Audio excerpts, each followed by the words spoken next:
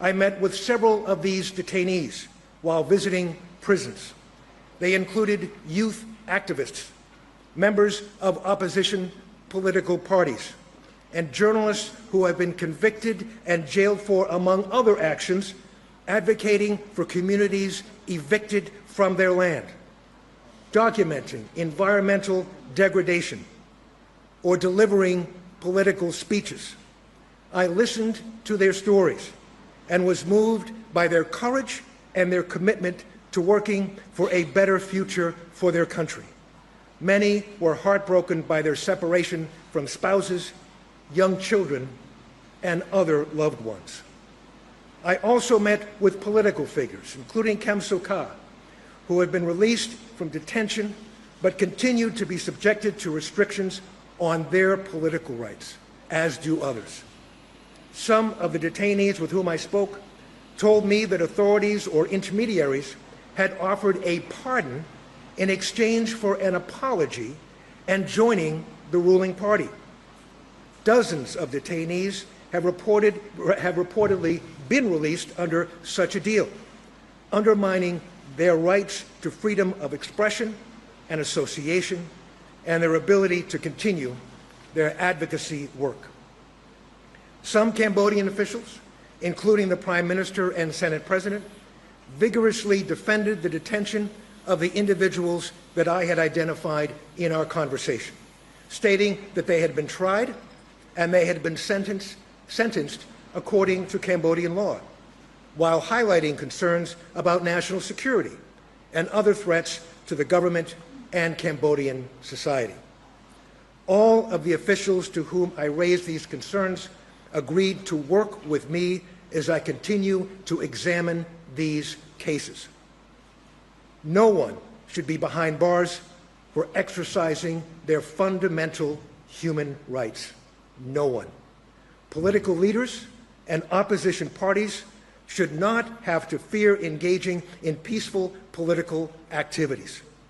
Cambodian law should be consistent with international human rights law.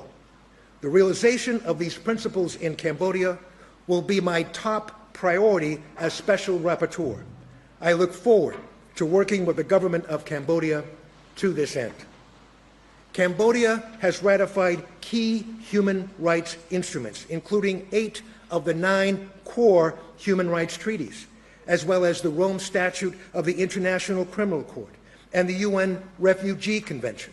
These are all very, very positive measures.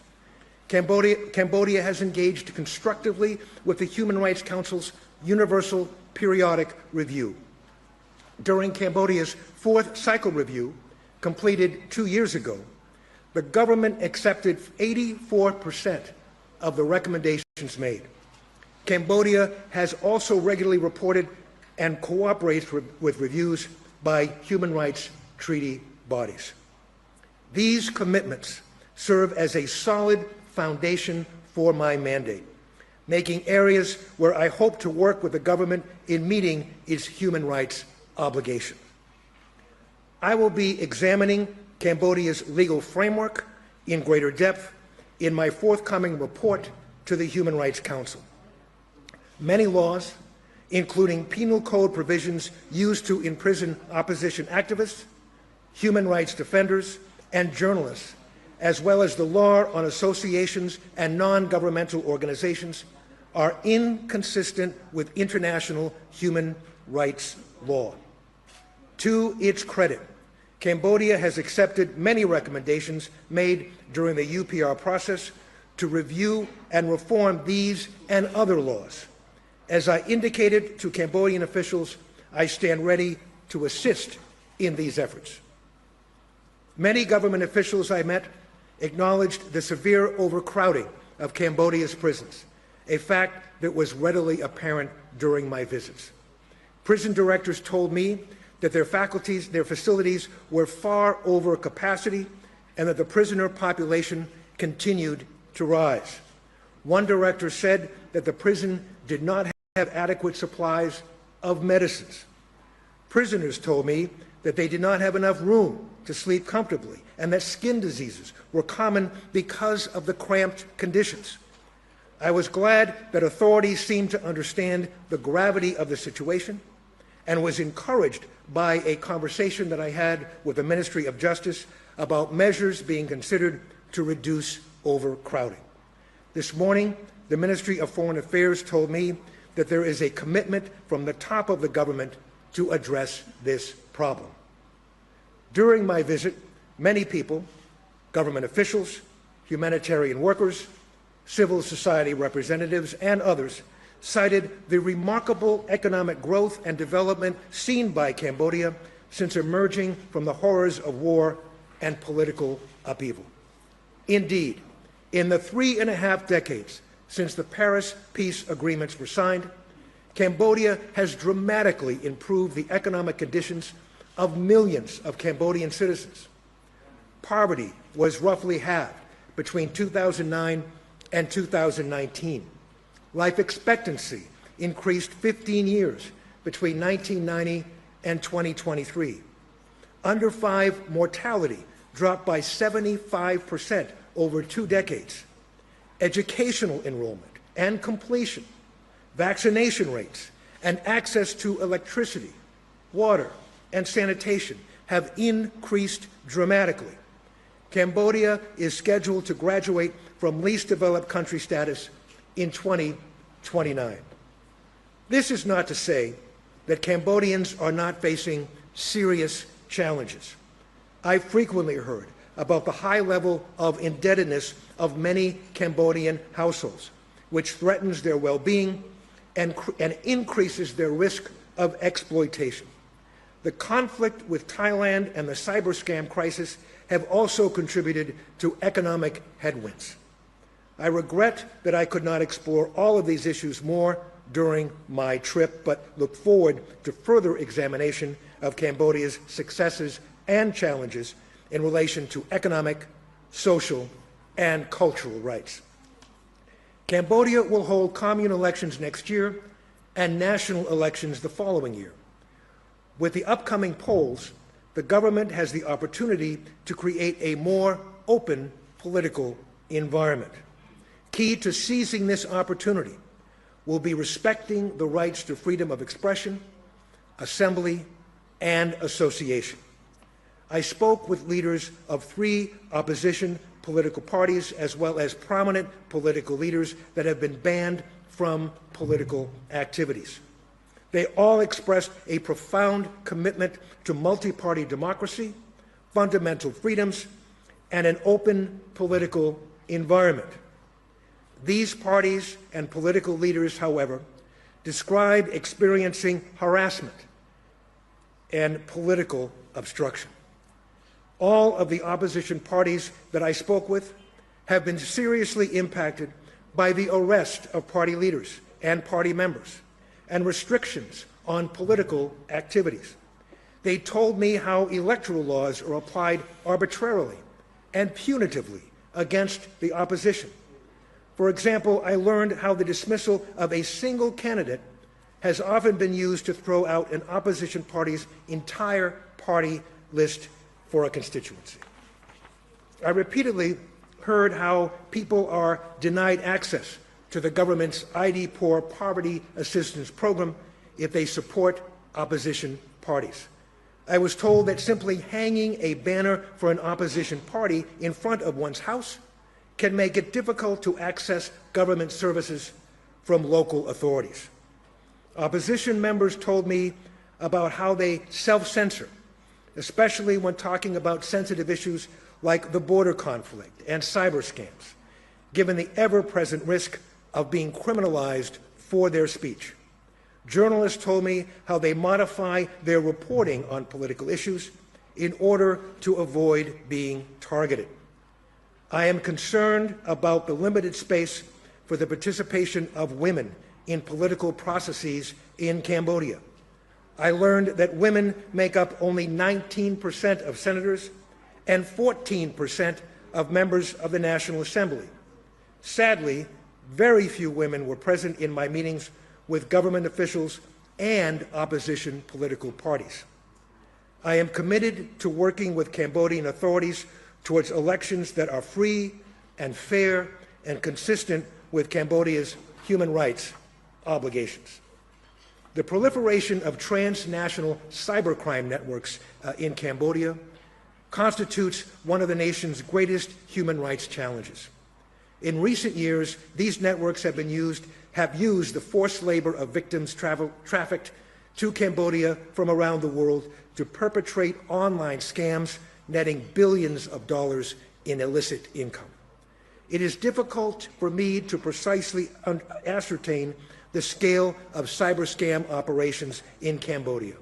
Credible reports indicate that 100,000 or more people have been trafficked to Cambodia and compelled to carry out cyber scams.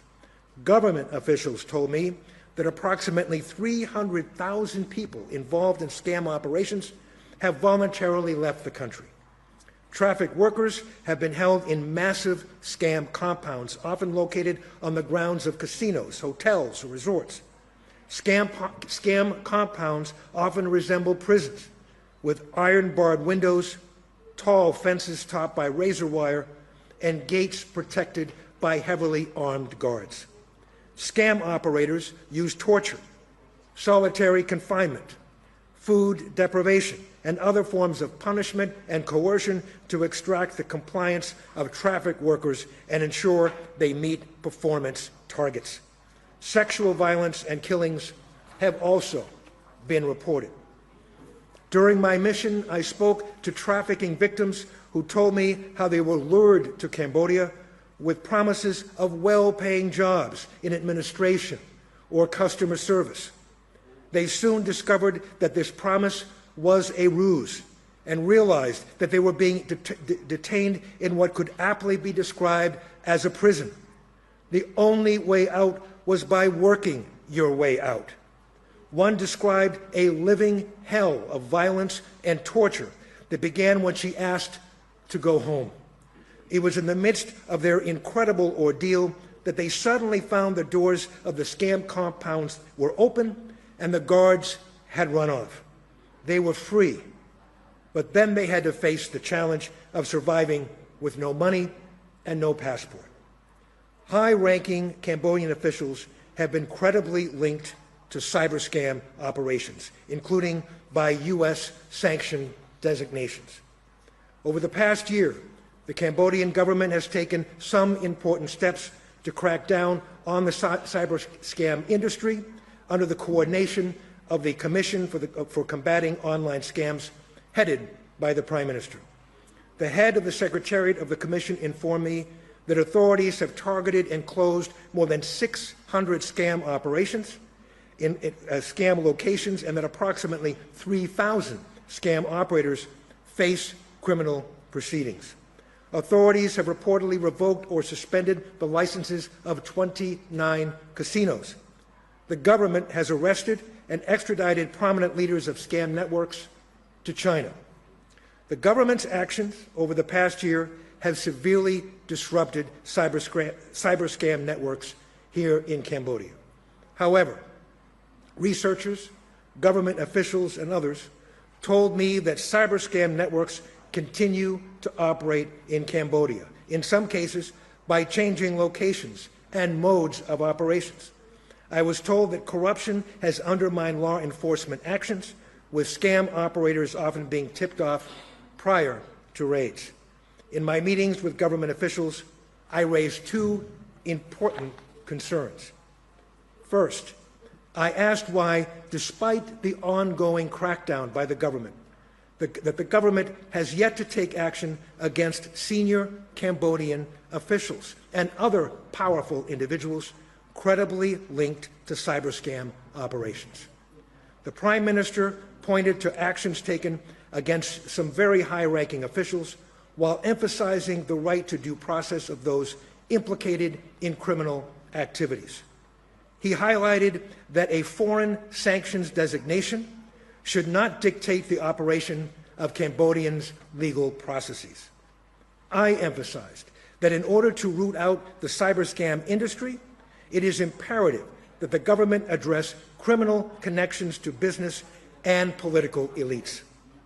Second, I expressed concerns about the desperate situation of those released from scam operations.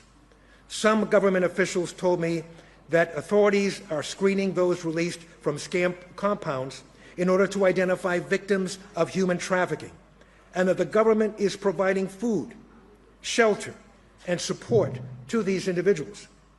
However, others, including the Prime Minister, indicated that Cambodia lacked the capacity to screen those released from scam compounds and was simply focused on returning them to their home countries. Indeed, my conversations with experts and humanitarian workers indicate that the government has primarily treated those released as illegal immigrants. The resources of NGOs and humanitarian agencies serving these victims are grossly inadequate. Individuals released from scam compounds have also sometimes been abandoned by their own governments, some of which have failed to provide assistance or help identify trafficking victims.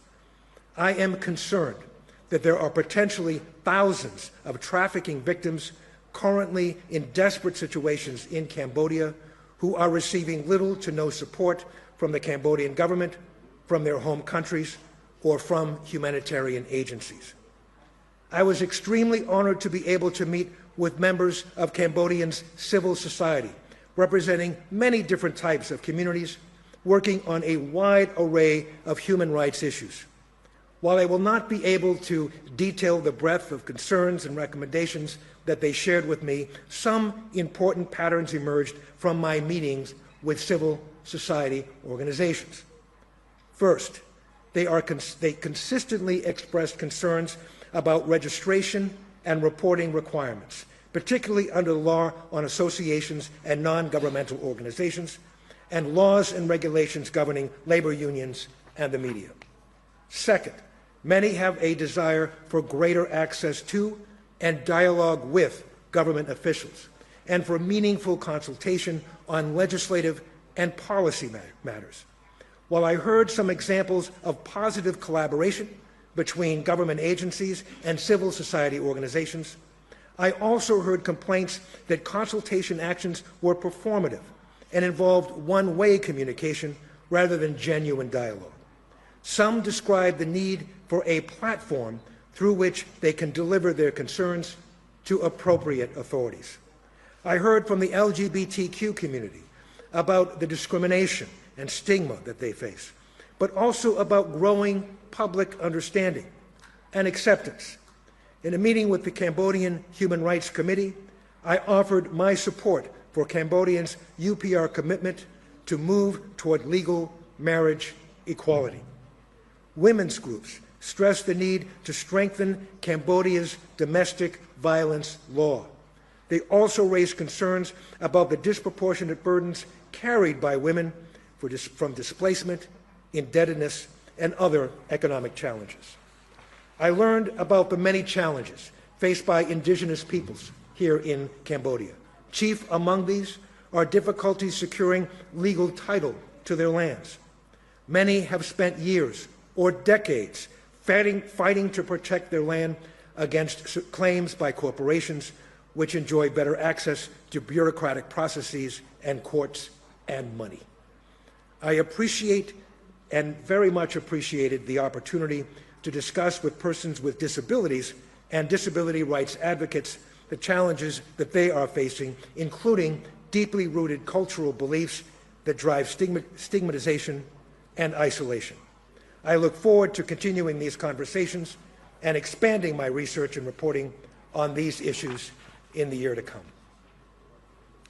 Ladies and gentlemen, my first mission to Cambodia as UN Special Rapporteur has left me with deep concerns for displaced people on the border of Thailand, for those who have been trafficked, for those who are behind bars having exercised basic freedoms.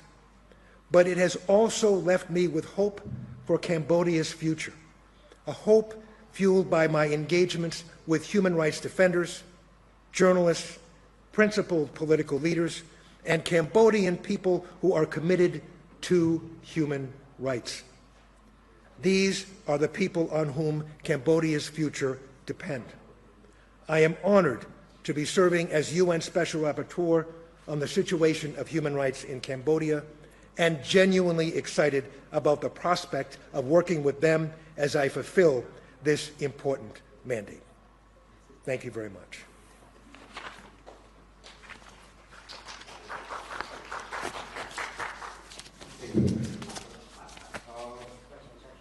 We are now approaching to end of the press conference with a question and answer session. I'll open the floor. We will open the floor for questions. I would request to the colleagues to say one question besides one and wait for the microphone to come to you. And when you receive microphone, kindly introduce yourself first and by name and media outlet and ask concise questions. So it will allow us to take as many questions as we can within this time frame. Yeah, and you can also ask questions either in Khmer or English. Thank you. Please. Greetings, Tom Andrews. I'm the staff of the International Service. Hold on. Just a minute. No, take a microphone. Greetings, Mr. Tom Andrews. Thank you for your official visiting to Cambodia. I'm the staff from the International Service. You have been mentioned regarding to the same compound, also the same crackdown in Cambodia, and you mentioned the recommendation to the government of the Cambodia regarding to some of the city officers and also the powerful ranking people are still not arrested or has been detained by the government. And who does city officer or the powerful ranking person you mentioned about? Will you refer to some of the tycoon in Cambodia like Mr. Oknyali or to Mr. Kokan, the guy who has been mentioned in the sanction of the United States administration, right? Thank you so much. Okay, so we can have two groups. Anyone associated question, please? Good afternoon. I'm Hidat from BTV. I have two questions. Further to visit the border area and with civilian affected by the recent request, what human rights and human concern did you observe? Did you identify any specific concerns? Sorry, I'm not getting this. Okay, then question: you visited border area and met with civilian affected by the recent conflict. What human rights and humanitarian concern did you observe? Can you identify some specific? Second, follow you meet with Prime Minister and President of Chile. How does the United Nations plan for the second in cooperation with Cambodia to promote and protect human rights? Thank you. I'm Regina from System Media, so I have two questions regarding the conflict between Thai and Cambodia. So approximately there are the 2,000 to 3,000 Cambodians who has been displaced from their home and actually resulting from the cross-border conflict with Thailand. So I would like to ask you a question like from your mandate as a human rights reporter. What is the assessment of the situation and how do you evaluate the protection of the civilian housing and property right? And my second question, like following the recent royal pardon granted to former opposition leader Mr. Tom Andrews, what is your observation regarding the political environment in Cambodia and what is your prospect for the future political environment in Cambodia in the future? Yeah, thank you. Well, thank you.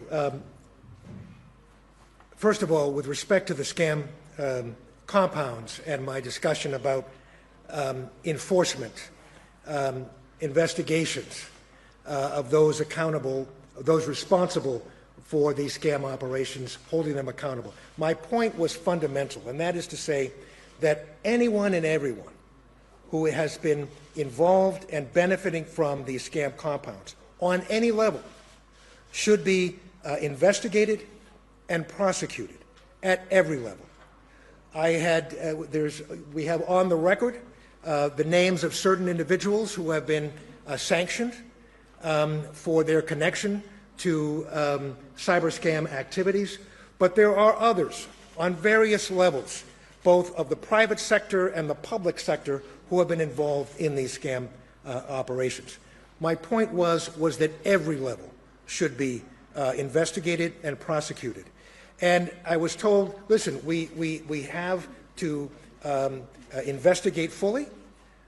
We have to determine guilt or innocence, and then we need to move forward. And fair enough, conduct a thorough investigation, determine guilt or innocence, but pursue vigorously everyone who has been and anyone who has been connected to these scam operations on every level. I can tell you, my heart was broken meeting with some of these victims, human traffic victims that suffered so at the hands of these scam operations. And the idea that billions and billions of dollars were being made by people who have been scammed all over the world, and the human suffering that has occurred right here in Cambodia makes me very relieved and optimistic about efforts to shut down these scam operations, coordinate these efforts, move forward toward a resolution to this crisis. I think the fact that the Prime Minister is on top of this situation in terms of the commission that's conducting this work is a positive sign.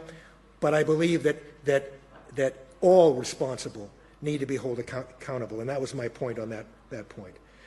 In terms of the border area and displacement at the border and concerns about that I identified on the border, the disruption that has occurred is quite significant, and I got a first-person perspective and appreciation by talking to the families who had been impacted. I watched their children line up for breakfast. I heard their stories about what occurred to them, the loss of their homes, the destruction of their villages, the fact that they couldn't go home. And then I went right to the border, and I could see for myself the blockade that they faced, barbed wire or containers in the way of their trying to get home. I saw homes and I saw shops riddled with bullet holes.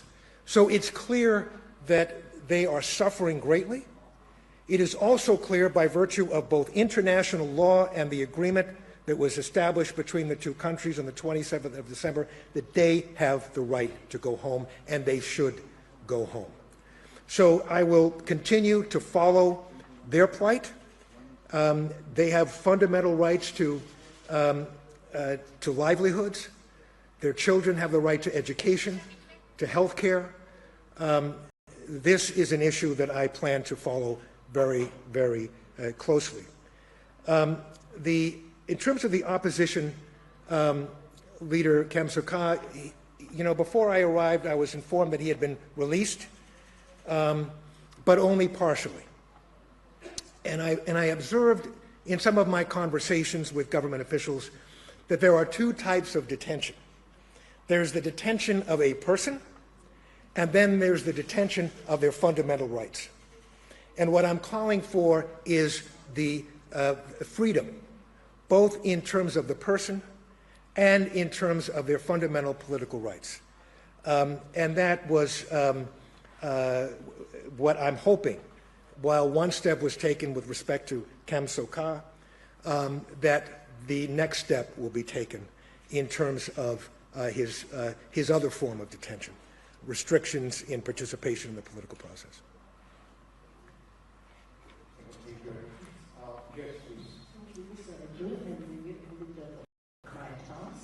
The question is, since December last year, the Thai military has been using online crackdown to justify their military operation in Cambodia with the displaced population, and at the same time the occupation of Cambodian territory. So I would like to ask about your takes on this justification. Do you approve Thailand's approach of using airline scale crackdown as a justification to invade another country? Someone else would like to have another question? Yeah, please go ahead. You can speak in command, no worries. Just a minute, let him have the 1 minute. Sorry. Sorry, my Khmer is very, very rusty.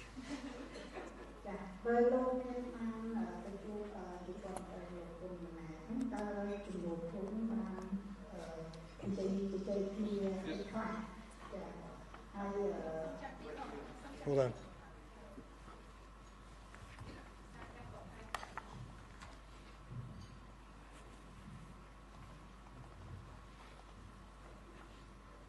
So please, could you try this?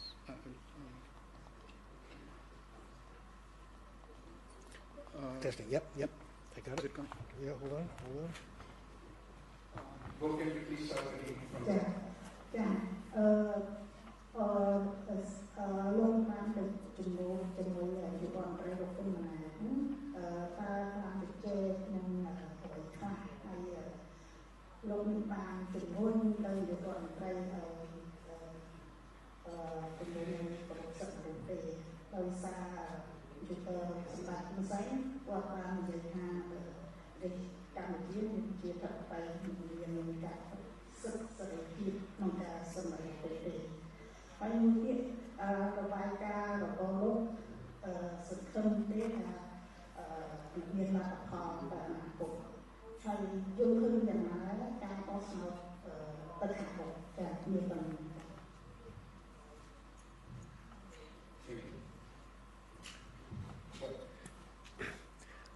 Well, thank you very much. First, in terms of Thailand's position on the border conflict, let me say that my perspective, my vantage point on this conflict is human rights. Human rights is the prism in which I am looking at this conflict, examining this conflict, and pushing for options moving forward to this conflict. So that's the prism in which I'm looking. From that perspective, once again, it is very important that those Cambodian people who were displaced by this conflict be allowed to return to their homes, to be allowed to return to their livelihoods. This is a matter of international law, and it's also a matter of an agreement between the two countries. Let me also add that it's also a matter of mutual self-interest, that it's the border trade and the economic benefit of border trade is significant. And the economic disruption, certainly I could tell you from my experience on the Cambodian side, and I'm sure the same is true on the Thai side, is significant. So as a matter of international law, as a matter of bilateral agreement, and as a matter of what is in the interest of the people of both countries who are living on the border, it is important that we move forward expeditiously toward a resolution to this crisis. I was very pleased to meet with the Prime Minister as well as the President of the Senate. We had extensive conversation. We talked about a range of issues, including those that I identified today. We talked about the economic situation here in Cambodia, the remarkable progress that has been made here in Cambodia economically. And we talked about human rights, and we talked about, as you indicated in your question, the question of freedom of expression. I think the most important takeaway that I have from those conversations was that we are able to engage in constructive conversations and engagements, that there is a commitment to moving forward in that spirit, and I'm looking forward to continuing my engagement and conversations with both the Prime Minister, the President of the Senate, and other leaders of all of the key ministries with whom I worked. There was a genuine commitment to work together, to engage together. And there was respect. While we may not have agreed on every point, there was an agreement to move forward on the issues that I had identified. Now, I think that the issue that you raised, the issue of freedom of expression, the issue of freedom of assembly, of association, will be very important as we enter the election cycle ahead, the commune elections and the national elections. I am, part of my background is in electoral politics. I served for 12 years as an elected politician, and I engaged in many political campaigns. So this is of great interest to me personally, as well as critically important for the people of Cambodia in terms of the future. And that's what is most important. The future of Cambodia should not lie in the hands of political or business elites. It should lie in the hands of the people of Cambodia. They deserve the right to make an informed choice based upon access to the full range of opinions and information and perspectives that candidates and political parties will be presenting in the campaign. I'll be following these elections very closely, and my goal is to do anything and everything possible to assure that, at least from a human rights perspective, that these fundamental rights are respected and that the people of Cambodia have the opportunity to choose their future. We have time for two more questions. I'll take one from here, one from this side. Please. If someone has any questions. You are open to asking the choir as well. I think so. That's it. I think we covered it. Okay. Already have a quite comprehensive statement. Thank you very much for this from media for your participation today. The statement and the news release will be available over here in English, and as soon as we get the Khmer version, we will also email it to you. Thank you very much, Special Reporter, for this press conference. Thank you again for joining us. Thank you. Thanks very much.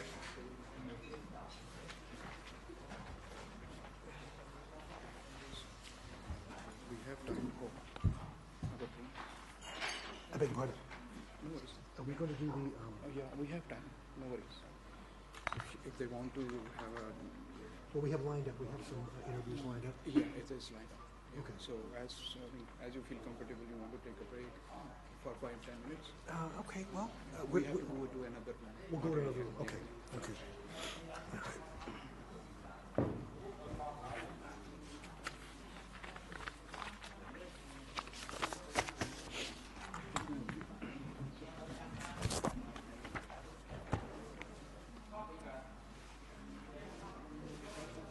Don't let me steal your pen. Thank you. No worries, sir. You might need it. Yeah.